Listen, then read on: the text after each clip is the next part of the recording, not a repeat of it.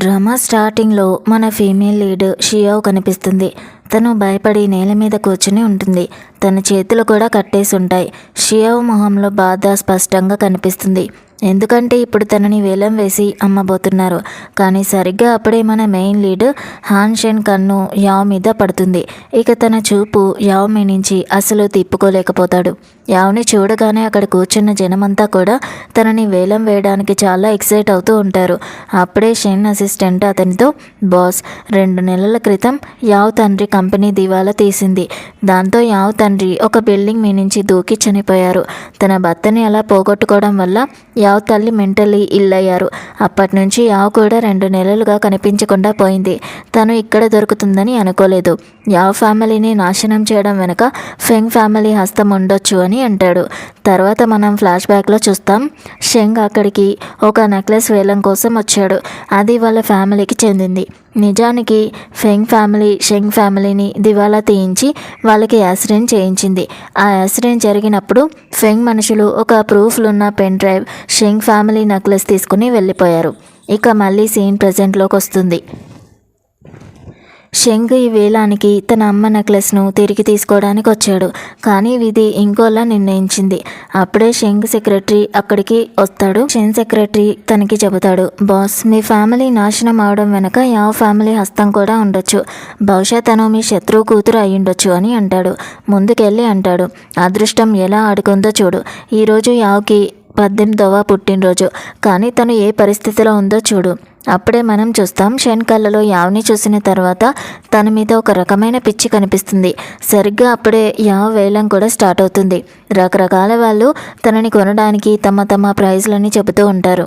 అప్పుడు షెన్ వాళ్ళందరికంటే ఎక్కువ పెట్టి 100 మిలియన్లు అని అంటాడు.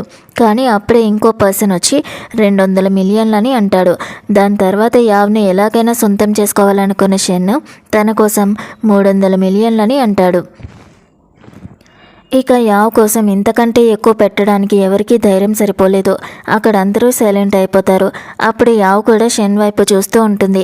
తన కళ్ళలో నీళ్లుంటాయి. ఇక తనకి ఏం జరుగుతుందో అని ఆలోచిస్తూ ఉంటుంది. సీన్ మారుతుంది. యావ్ ఒక రూమ్లో ఉంటుంది. అక్కడ చాలా రకాల వస్తువులు పడి ఉంటాయి. యావ్ కళ్ళకి గంతులు కట్టి ఒక కుర్చీకి కట్టేసి ఉంటుంది. తర్వాత మనం షెన్ని చూస్తాం. తను యావ్ కళ్ళ మీద ఉన్న గంతల్ని తీస్తాడు.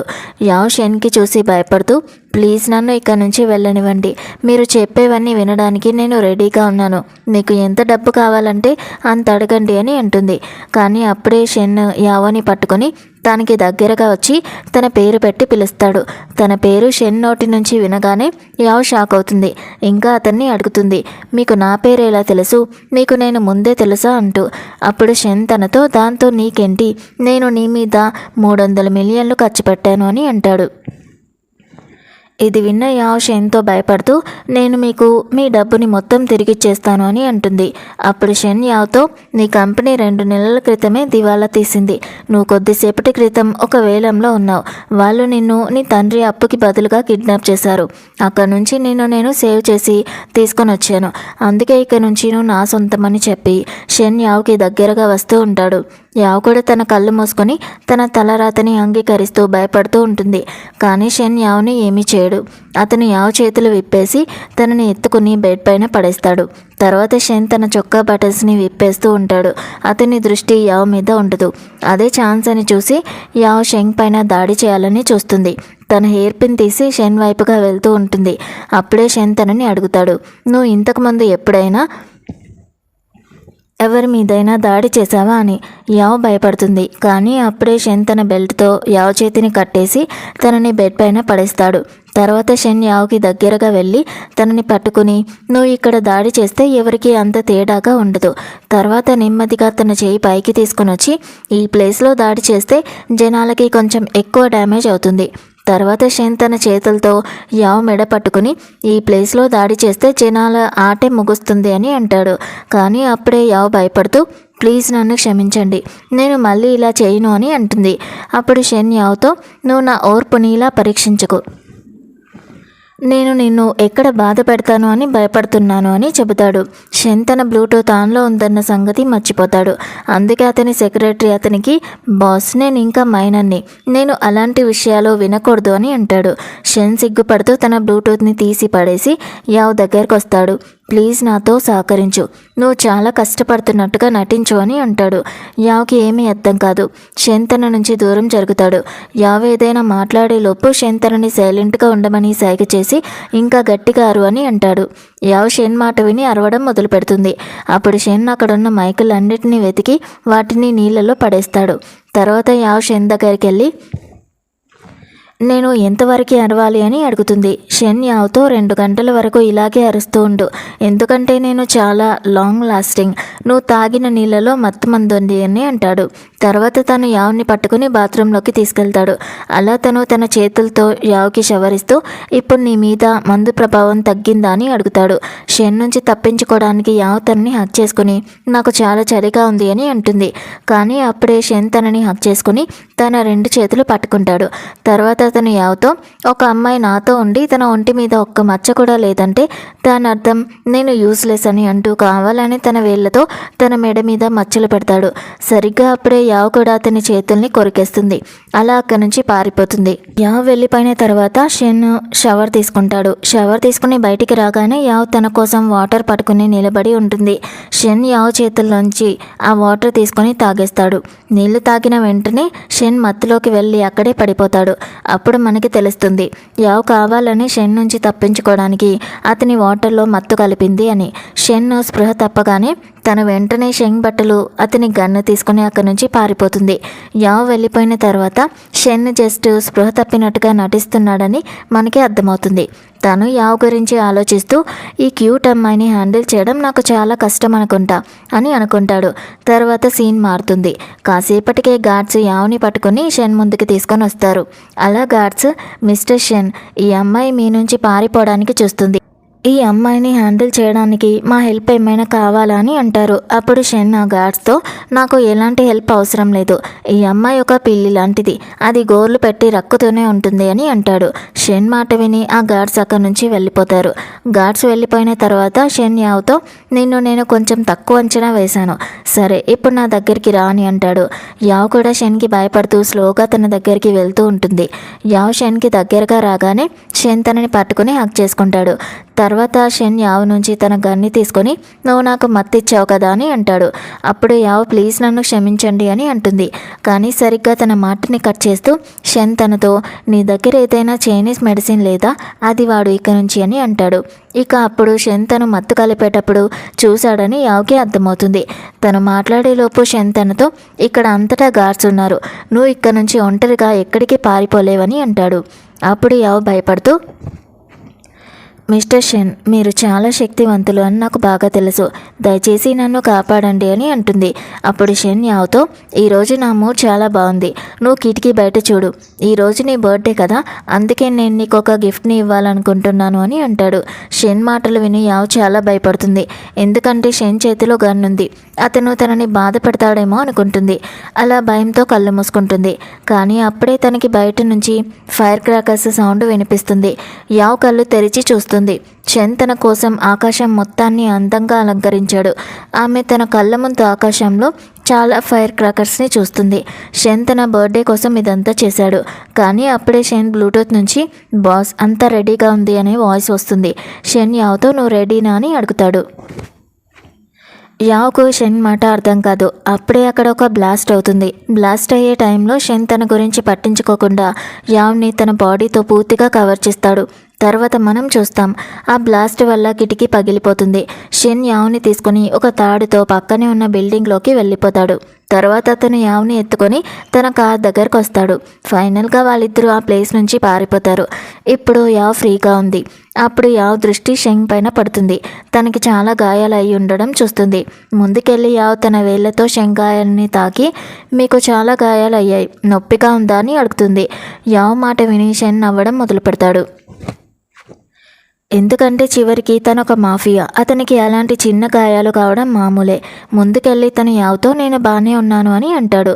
అప్పుడు యావ్ తనకి నాకు ఉండడానికి చోటు లేదు, నిజానికి నా దగ్గర ఇప్పుడు డబ్బు కూడా లేదు అని చెబుతుంది. అప్పుడే షన్ నీకు 1 గంటలో ఫ్లైట్ ఉంది, నువ్వు భయపడకు. వేలంలో వచ్చిన డబ్బుతో వాళ్ళు నీ డాడీ అప్పుని కవర్ చేశారు. ఇప్పుడు వాళ్ళు నిన్ను ఫాలో అవ్వరు. ఒకవేళ ఫాలో అయినా నేనంతా సెట్ చేశాను. వాళ్ళ దృష్టిలో నువ్వు ఆ మంటల్లో చనిపోయావని అంటాడు. ముందుకెళ్ళి షన్ యావ్కు తన ఫోన్, కొంత మనీని ఇస్తాడు. తర్వాత తను యావ్తో ఈ డబ్బు నీ కాలేజ్కి, ఆ తర్వాత నీ లైఫ్కి సరిపోతుంది అని అంటాడు. అప్పుడే యావ్ షన్ వైపుగా చూసి నువ్వు నాకు ఇంత హెల్ప్ ఎందుకు చేస్తున్నావు, నువ్వు నాకు తెలియదు కదా అని అంటుంది. కానీ యావ్కి ఏం తెలుసు, షన్కి తన మీద ప్రేమ పుట్టింది. ఇప్పుడు అతను తనని సేఫ్గా ఉంచాలి అనుకుంటున్నాడు. షన్ యావ్ని ప్రేమగా చూస్తూ ఉంటాడు. తన ప్రశ్నకి ఎలాంటి ఆన్సర్ ఇవ్వడు. తర్వాత మనం చూస్తాం షన్ యావ్ని వెళ్ళమని అంటాడు. యావ్ కొంచెం ముందుకెళ్తుంది. కానీ షన్ నుంచి తను తీసుకున్న వేపన్ ఇప్పుడు తన దగ్గర లేదని తనకి తెలుస్తుంది. యావ్ ఆగి షన్ వైపుగా తిరుగుతుంది. అప్పుడే షన్ తన వేపాన్ని చూపిస్తూ ఇది పిల్లలు ఆడుకునే వస్తువు కాదు అని అంటాడు. ఇంకా తనని అక్కడి నుంచి వెళ్ళమని చెబుతాడు. షన్ మాట విని యావ్ అక్కడి నుంచి వెళ్ళిపోతుంది. తర్వాత మనం ఒక 1 ఇయర్ తర్వాత చూస్తాం. యావ్ తన కాలేజ్లో ఉంటుంది. కాలేజ్లోని కొందరు స్టూడెంట్స్ యావ్ ఫ్యామిలీ బ్యాక్గ్రౌండ్ గురించి మాట్లాడి తనని బుల్లీ చేస్తూ ఉంటారు.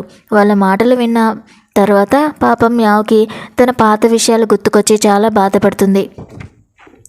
సరిగ్గా అప్పుడే అక్కడికి ఒక సీనియర్ వచ్చి కోపంగా యావ్ క్లాస్మేట్స్ని తనని బుల్లీ చేయకుండా ఆపుతాడు. అప్పుడు స్టూడెంట్స్ అందరూ యావ్ని వదిలేసి వెళ్ళిపోతారు. యావ్ కూడా అక్కడ నుంచి వెళ్ళిపోతూ ఉంటుంది.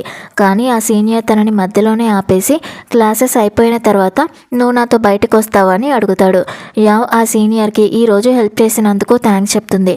కానీ తనతో వెళ్ళడానికి నో చెబుతుంది. తన ఫ్రెండ్ని సాకుగా చూపిస్తూ అక్కడి నుంచి వెళ్ళిపోతుంది. యావ్ తనని రిజెక్ట్ చేసి అక్కడి నుంచి వెళ్ళిపోతుంది.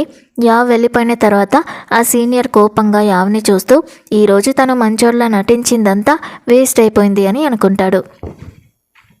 బయటకు వచ్చిన తర్వాత యావ్ ఫ్రెండ్ తనతో ఆ సీనియర్ హ్యాండ్సమ్గా రిచ్గా ఉన్నాడు, నువ్వు అతనితో వెళ్ళొచ్చు కదా అని అంటుంది. యావ్ తన లైఫ్ని మళ్ళీ కొత్తగా స్టార్ట్ చేయాలనుకుంటుంది. కానీ ఆమె గతం మాత్రం తనని వదిలిపెట్టదు. అప్పుడు తను తన ఫ్రెండ్తో మా డాడీ కంపెనీ ఫ్రాడ్ వల్ల ఆయన ఈ లోకం నుంచి వెళ్ళిపోయారు. అంతేకాదు మా ఫ్యామిలీ మొత్తం నాశనం అయిపోయింది. ఆయన చనిపోయినా కూడా ఇప్పటికీ జనం ఆయన్ని నిందిస్తున్నారు. ఇప్పుడు మా నాన్న నిజాయితీని ప్రపంచం ముందు పెట్టాలి, అదే నా గోల్ అని అంటుంది. ఇది విన్న యావ్ ఫ్రెండ్ నువ్వు ఎవరితో పోరాడడానికి వెళ్తున్నావో వాళ్ళు చాలా డేంజర్, ప్లీజ్ కొంచెం జాగ్రత్తగా ఉండు అని అంటుంది. తర్వాత సీన్ మారుతుంది. యావ్ తన ఇంటికి వస్తుంది. షన్ అక్కడ ఆల్రెడీ దాక్కుని తన కోసం ఎదురు చూస్తూ ఉంటాడు. నిజానికి షన్ గత 1 ఇయర్గా యావ్ని ఇలాగే దాక్కుని కాపాడుతూ వస్తున్నాడు. ఈ విషయం యావ్కి అస్సలు తెలియదు. షన్కి యావ్ మీద చాలా కేర్ ఉంది. వాళ్ళు మళ్ళీ యావ్ని ఫాలో అవుతారేమో అని భయపడ్డాడు. అందుకే తను సైలెంట్గా ఒక నీడలాగా యావ్ని సేవ్ చేస్తూ వచ్చాడు. ఈరోజు కూడా షన్ దూరంగా ఉండి ప్రేమగా యావ్ని చూస్తూ ఉంటాడు. కానీ అప్పుడే యావ్ పైన దాడి జరగబోతూ ఉంటుంది. అది తను చూస్తాడు. షెంగ్ తన దృష్టిని మళ్లిస్తాడు. కానీ యావ్కి ఈ విషయం అస్సలు తెలీదు. ఎందుకంటే తను మ్యూజిక్ వింటూ ఉంటుంది. దాడి చేసేవాడు యావ్ని వదిలి షెంగ్ పైన దాడి చేయడానికి వస్తాడు. కానీ షన్ ఒక మాఫియా బాస్. అతనికైతే ఇది మామూలు విషయం. తను వెంటనే ఆ దాడి చేసిన పర్సన్ని కొడతాడు. తర్వాత మనం చూస్తాం షన్ రాత్రంతా యావో గేట్ బయటే నిలబడి తనని ప్రొటెక్ట్ చేస్తూ ఉంటాడు. మార్నింగ్ అయ్యాక యావ్ ఇప్పుడు సేఫ్గా ఉందని షన్కి అనిపించగానే తను అక్కడి నుంచి వెళ్ళిపోతాడు. యావ్ కూడా అతని కారు వెళ్ళడం చూస్తుంది. కానీ యావ్కి మాత్రం ఈ విషయం గురించి ఇంకా తెలీదు. తర్వాత సీన్ మారుతుంది. షన్ తన క్యాసినోలో ఫూబాంగ్ అనే పర్సన్తో ఏదో డీల్ చేస్తూ ఉంటాడు. నిజానికి ఫూబాంగ్ ఫెంగ్ మనిషి. ఈ విషయం షెంగ్కి బాగా తెలుసు. అందుకే తను ఫూబాంగ్ని పట్టుకోవడానికి షన్ను టార్గెట్ చేస్తున్నాడు. అప్పుడే అక్కడికి ఒక పర్సన్ వచ్చి ఫూబాంగ్తో మీరు ఆర్డర్ చేసిన ఫ్లవర్ గర్ల్ వచ్చేసింది అని చెబుతాడు. షన్ తన కళ్ళ ముందే యావ్ని చూసి షాక్ అవుతాడు. యావ్ షన్ని చూడకుండా ఫూబాయ్ ముందు నిలబడి తన పేరు వేవే అని చెబుతుంది. ఇక్కడ యావ్ కూడా తన ఐడెంటిటీ దాచుకొని తన డాడీ గురించి తెలుసుకోవడానికి కావాలనే ఫూబాయ్ దగ్గరకు వచ్చింది. కానీ అది షెన్ క్యాసినో అని, అక్కడ షెన్ కూడా ఉంటాడని తనకి తెలీదు. యావ్ని చూసి ఫూబాయ్ చాలా ఎక్సైట్ అయ్యి తన దగ్గరికి రమ్మని పిలుస్తాడు. యావ్ కూడా కావాలని అతని ఒడిలో కూర్చుని తెలివిగా అతని జేబులో మైక్ పెడుతుంది. షెన్ షాకింగ్గా యావ్ వైపుగా చూస్తూ ఉంటాడు. తన కోపానికి అంతుండదు. షెన్ బాగా జెలసీగా ఫీల్ అయి కోపంతో ఫూబాయ్తో ఒక డీల్ మాట్లాడతాడు. ఈరోజు రాత్రి ఈ ఆట గెలిచిన వాడిది యావు అని. తర్వాత యావ్ కోసం షెన్ ఆ ఆటని గెలుస్తాడు. ఫూబాయ్ కూడా యావ్ని షెన్ దగ్గరికి వెళ్ళమని చెబుతాడు. అప్పుడే యావ్ షెన్ వైపుగా చూసి పూర్తిగా షాక్ అవుతుంది. మళ్ళీ షెన్ని చూడాల్సి వస్తుందని తను అనుకోలేదు. కానీ పాపం తనకి షెన్ ఎప్పుడూ తనని వదిలి వెళ్ళలేదని తెలీదు.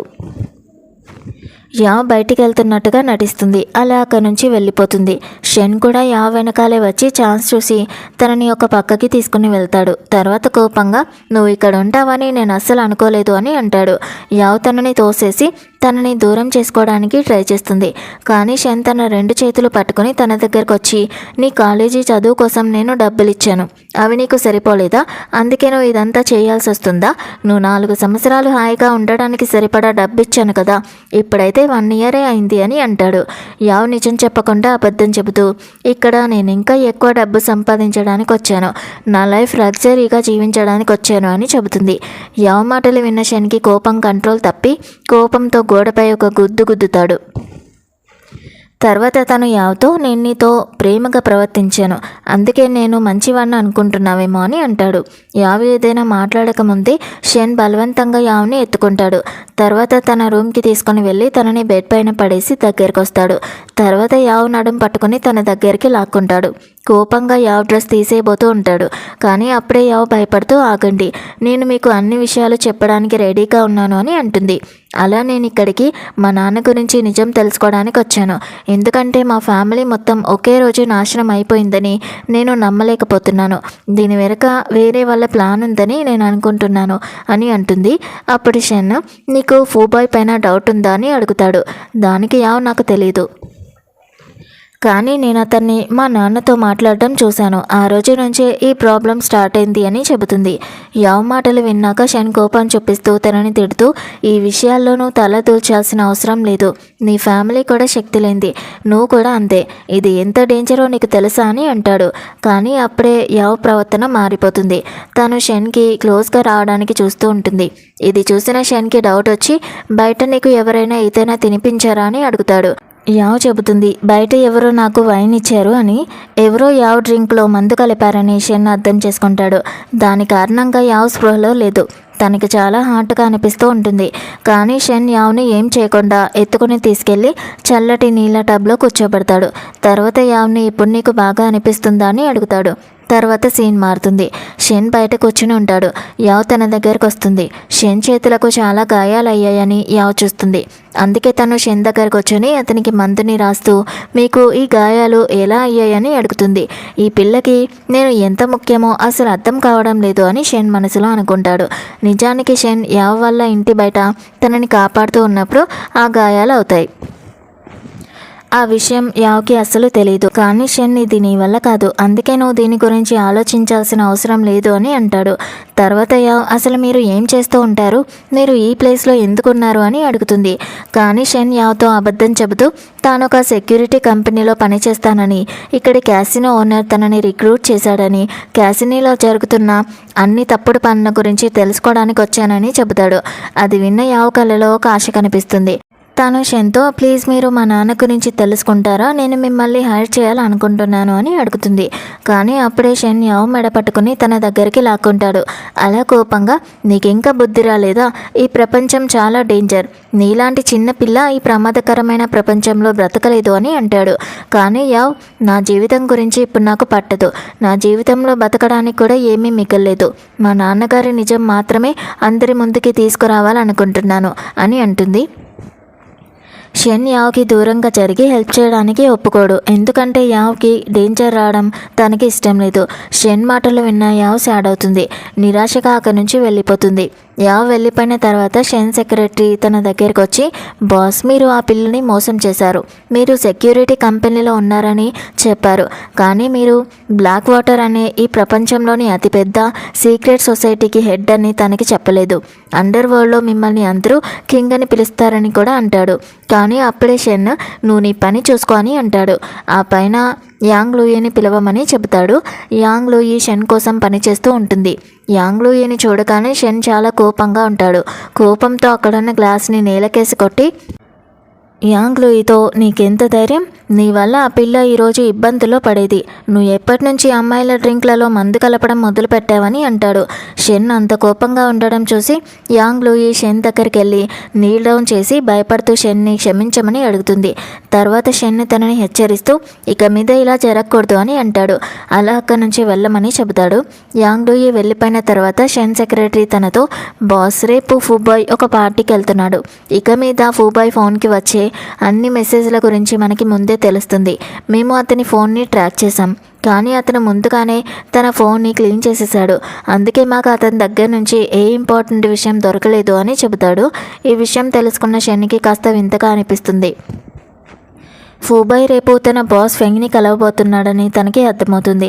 ఇక్కడ మనం చూస్తే యావ్ ఫూబాయ్ జేబులో దాచిన మైక్ వల్ల రేపు ఫూబాయ్ పార్టీలో ఎవరినో కలవబోతున్నాడని తెలుసుకుంటుంది.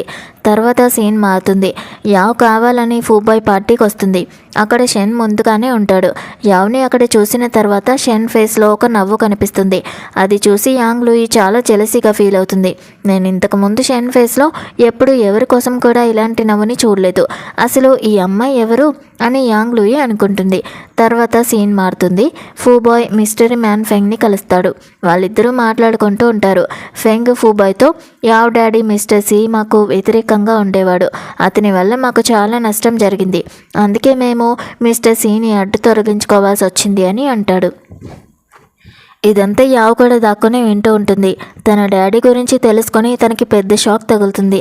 తెలియకుండానే ఒక తప్పు చేస్తుంది. దాంతో ఫూబాయ్కి ఎవరో తమ మాటలు వింటున్నారని డౌట్ వస్తుంది. ఎవరు వింటున్నారో తెలుసుకోవడానికి ఫూబాయ్ అరుస్తాడు. కానీ అప్పటికే షెన్ యావ్ని కాపాడి అక్కడి నుంచి తీసుకుని వెళ్ళిపోయి ఉంటాడు. తర్వాత ఫెంగ్ యావ్ని తనతో పాటు తీసుకొని వస్తాడు. అలా తన దగ్గరకు వచ్చి, ఈరోజు నిన్ను ఇక్కడ చూసి నాకు అసలు షాకింగ్గా ఏమీ అనిపించలేదు అని అంటాడు. యావ్ షెన్కి ఏమీ చెప్పకుండా అక్కడి నుంచి వెళ్ళడానికి ట్రై చేస్తుంది. కానీ షెన్ బలవంతంగా తనని ఆపుతాడు. తర్వాత తన చేతులతో యావ్ 2 చేతులు పట్టుకుని తన దగ్గరకు వచ్చి, ఈరోజు ఫూబాయ్ ఇక్కడ ఉన్నాడని నీకెలా తెలిసింది అని అడుగుతాడు. కానీ అప్పుడే యాంగ్ లూయి అక్కడికి వస్తుంది. షెన్తో జోకర్ తన పని పూర్తి చేశాడు, అతను త్వరలోనే ఇక్కడికి వస్తాడు అని చెబుతుంది. జోకర్ అనేది నిజానికి షెన్ సెక్రటరీ కోడ్ నేమ్. ఈ టైంలో యావ్కి ఏమీ అర్థం కాదు. కానీ అప్పుడే షెన్ తన ఫేస్ని కవర్ చేయడానికి మాస్క్ని పెడతాడు. తర్వాత షెన్ తన దగ్గరే ఉన్న జాకెట్తో యావ్ని కవర్ చేసి, మంచి అమ్మాయిలాగా నా పక్కనే ఉండు అని చెబుతాడు. తర్వాత మనం చూస్తాం, షెన్ సెక్రటరీ జోకర్ ఫూబాయ్ని కట్టి షెన్ దగ్గరికి తీసుకొని వస్తాడు. షెన్ అతని బెదిరిస్తూ, నాకు ఫెంగ్ గురించి అన్ని వివరాలు చెప్పు, లేదంటే ఈరోజు నీ ఆట ముగిస్తాను అని అంటాడు. తన సెక్రటరీతో చెప్పి ఫూబాయ్ని బెదిరిస్తాడు. కానీ అప్పుడే ఫూబాయ్ భయపడి షెన్కి అంతా చెప్పడానికి రెడీ అవుతాడు. ఫూబాయ్ షెన్ ముందు భయపడుతూ, నేను లీడర్ మొహం ఎప్పుడూ చూడలేదు, నేను ఒక ఏజెంట్ని మాత్రమే, నా పని రిచ్ వాళ్ళని వాళ్ళ దగ్గరికి చేర్చడమే అని చెబుతాడు. తర్వాత షెన్ సి అంటే యావ్ డాడ్ ఎలా చనిపోయాడు అని అడుగుతాడు. ఇది విన్న యావ్ కొద్దిగా కంగారు పడుతుంది. షెన్ చేయి పట్టుకుంటుంది. అప్పుడే ఫూబాయ్ అతనికి చెబుతాడు సి ముందు నుంచే వాళ్ళ టార్గెట్ అని. తర్వాత షెన్ కోపంగా ఫూబాయ్ దగ్గరికి వెళ్ళి అతని చెవి దగ్గర తన ఫ్యామిలీ గురించి అడుగుతాడు. ఫూబాయ్, నేను 2 సంవత్సరాల క్రితమే ఇక్కడ జాయిన్ అయ్యాను, నాకు దీని గురించి ఏమీ తెలియదు అని అంటాడు. ఇది విన్న తర్వాత షెన్ తన సెక్రటరీని పిలిచి ఫూబాయ్ని దూరంగా తీసుకెళ్ళి పని చూడు అని చెబుతాడు. తర్వాత మనం చూస్తే యావ్ కంగారుగా షెన్ని, ఇప్పుడు నువ్వు ఫూబాయ్ని ఏం చేస్తావని అడుగుతుంది. షెన్కి కూడా కొద్దిగా సరదాగా అనిపించి యావ్ని భయపెట్టడానికి, ఇప్పుడు నేను ఫూబాయ్ని చాలా దారుణంగా కొడతాను అని అంటాడు. తర్వాత షెన్ యావ్ని మరింత భయపెట్టడానికి తన దగ్గరకు వస్తాడు. యావ్ కూడా షెన్కి భయపడి అతని నుంచి దూరంగా వెళ్తూ ఉంటుంది. సడన్గా యావ్ ఒక మూలకొచ్చి కింద పడిపోతూ ఉంటుంది. కానీ షెన్ తనని పట్టుకుంటాడు. అలా నవ్వుతూ యావ్తో, నేను అలాంటిదేమీ చేయను, నేను అతన్ని పోలీసులకి అప్పగిస్తాను, నేను నిన్ను జస్ట్ ఆట పట్టిస్తున్నాను అంతే అని అంటాడు. తర్వాత తన తల మీద ప్రేమగా నిమురుతూ, నువ్వు నా గురించి ఏమనుకుంటున్నావని అంటాడు. తర్వాత యావ్ షెన్తో, నాన్న ఏం చేయలేదని మీరు ఇప్పుడే విన్నారు కదా, ఆయన తప్పేమీ లేదు, మా నాన్నగారి నిజాన్ని ఈ ప్రపంచానికి తెలియజేయడానికి మీరు నాకు హెల్ప్ చేయాలని నేను కోరుకుంటున్నాను.